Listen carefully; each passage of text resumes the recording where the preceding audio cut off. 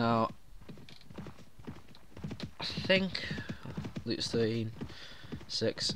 Hopefully, if I can attract the looters with a group of 6 or 4 even. No, they're running away now, which is even better.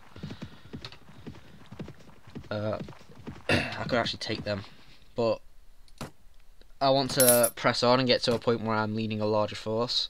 So I'm going to get the starter quest out of the way, and then probably I'm going to go around selling goods to build up a small savings of money, and then I'm going to buy a business basically. So what businesses will do is I think it's every week or every month, your party needs to be paid for what, the services they've done, but a business will obviously generate income, so you have a net revenue over time. So if you go around every city and get a business there that's prosperous, you can basically start to I'll try to think what I'm saying here. You can start to generate enough money over time to keep a large army fed and equipped to start doing larger things. For example, like taking castles and stuff like that, which is what I'm planning on doing. But that is very late game compared to where we are now. There's a tournament in town, so I'm actually gonna sell the stuff I just got off these guys. I always sell at the goods merchant. I should really specifically put it in the armour and horse merchant for other stuff. What horse is that, by the way? Speed 37, manoeuvre 39, charge 9. Okay, so that's not as good as my horse. I always put horses at the bottom. They still don't have anything I really want to buy. Do I have... I'm going to buy some grain just to keep my men fed. It really doesn't matter what food you get. It increases the morale, but I've never really had a large group disband on me over the food they have. It's normally over things like that you continuously lose in battles, or you pull back and leave men behind to cover your escape. Right, I'm going to place a max bet account on myself, so I'm betting all my money here.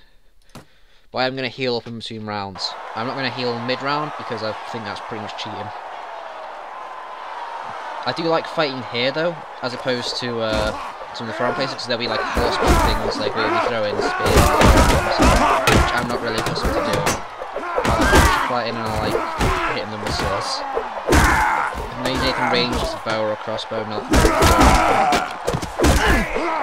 That's what I mean by, I'm not really using that in depth fighting system because I'm hitting them over the back of the head repeatedly with a wooden sword till they get knocked out. I keep placing bets on myself. Didn't need to press that. I didn't even take a hit last round, did I? Now this is good because I'm going to tell all my men to hold this position. After they deal with these guys here, hopefully that other group over there will be weakened a bit. Because we're still at full strength, I think. No one's died. And they're knocking each other out in a minute. Right, now I'm going to tell them to charge.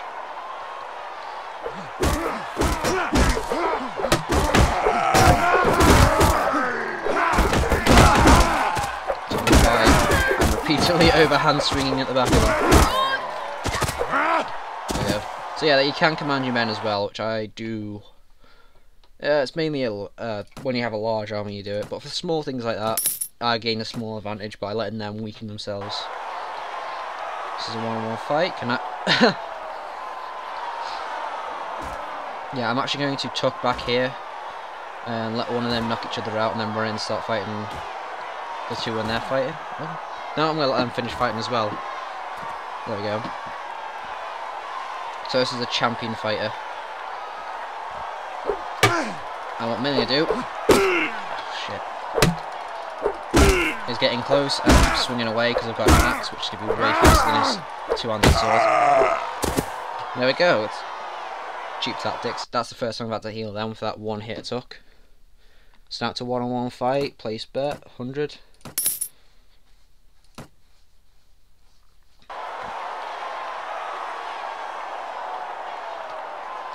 So 2 on the swords as well.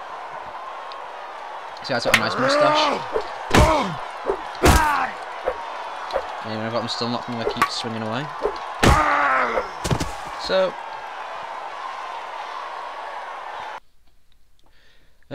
this is a second one-on-one fight, I think. Place better myself. Hopefully, if I win this, I can get a good amount of starting cash. Hopefully, if I can buy a small business here in Sergoth, I'll be set to make a small trading caravan. And with that, I can trade supplies across the world. So I have enough to build a second business. And once I have enough business to support a small army, I can start taking castles and building my own empire. Now, you can assign yourself under the reign of a lord, so you'll be... I think you'll be a baron or something. I don't really know medievals. I think it's King Ragnar. I'm fighting a king here.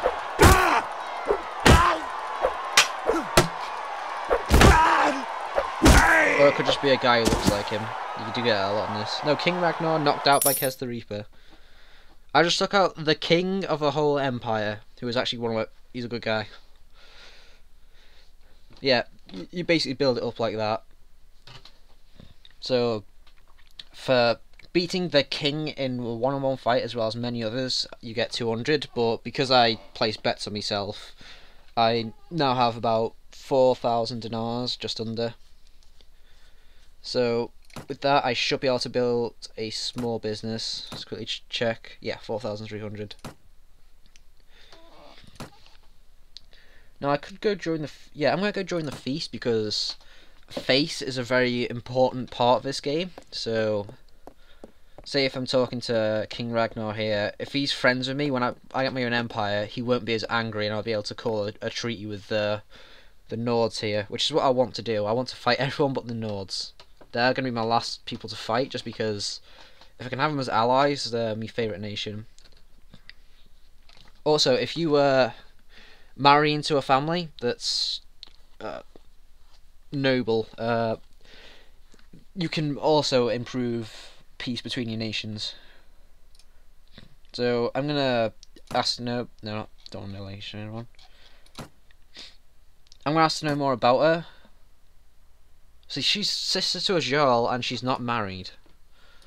So if this the other 2 women here are also single, I'm gonna just choose one of them that's that's related to their highest ranking lord. Okay, also sister to Jarl Eric. So also single. I'm pretty sure that's one I've married before in a previous playthrough. I don't know the everyone's standing in the realms at the minute, so I'm just going to take this one. Okay, actually no. Yeah, let's take the blonde one without the stupid hat on. She also looks like she's in fighting armour as well, which is kind of funny. So I'm going to dedicate my success to her. So yeah, it's just gone up to 0 to 4. It's not really, she's not in love with me or anything, it's just she likes me. I'm going to be polite to King Ragnar.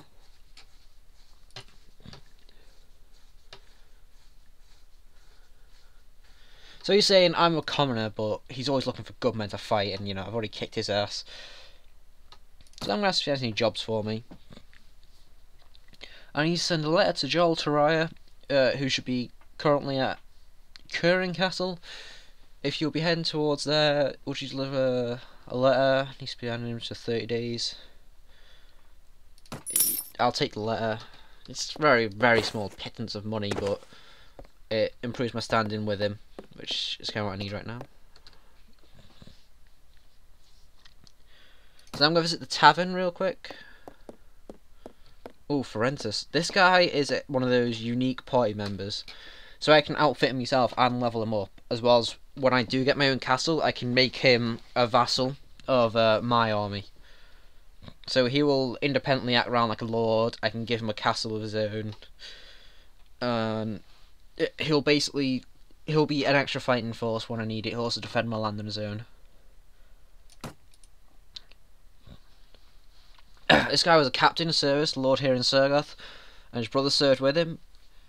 but they were in love with the same woman, a temptress, who played upon our jealousy. My brother and I quarrelled. I had drunk too much. He slapped me with his glove, and I spit upon him with my sword. My own brother, my sword arm was stained with blood of my kin. Do you believe there is hope for a man like me? Can I find the path of righteousness, or am I doomed to follow demons that dwell inside me? So I'm telling him that he can join me and we'll be a freedom fighting force together. Not become brigand. Yeah, so he's saying he doesn't want to be a bandit, basically. And to be honest, you don't want to be a bandit in this game, just because the way the game mechanics work. Every time you raise a village or loot a caravan, you lose honor, and that reduces the maximum party size you can have with you.